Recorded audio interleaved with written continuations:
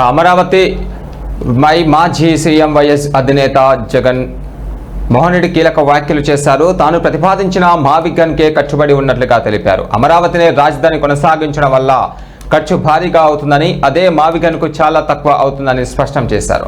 Plan ఏలో భాగంగా తన హయాంలో 3 రాజధానులు ప్రతిపాదించామని, ఇప్పుడు ప్లాన్ బి మావిగన్ను ప్రతిపాదిస్తున్నామని జగన్ పేర్కొన్నారు. మచిలీపట్నం పోర్టును తామే ప్రారంభించామని, అందువల్లే మావిగన్ను ప్రతిపాదిస్తున్నట్లుగా జగన్ చెప్పారు. మచిలీపట్నం, విజయవాడ, గుంటూరును కలిపే రాజధాని గ్రోత్ క్యారిడర్ గా మావిగన్ను సూచించామని జగన్ వెల్లడించారు.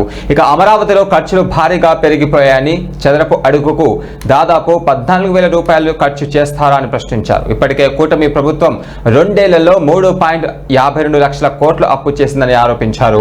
రైతులకు మద్దతు ధర ఇవ్వడం లేదని విమర్శించారు. రాష్ట్ర సమస్యలపై ప్రశ్నించేందుకు తాను త్వరలో పాదయాత్ర చేపట్టబోతున్నట్లుగా వైఎస్ జగన్ ప్రకటించారు. రాష్ట్ర ప్రజలతో తాము మమేకం అవుతామని మరోసారి ఆయన స్పష్టం చేశారు.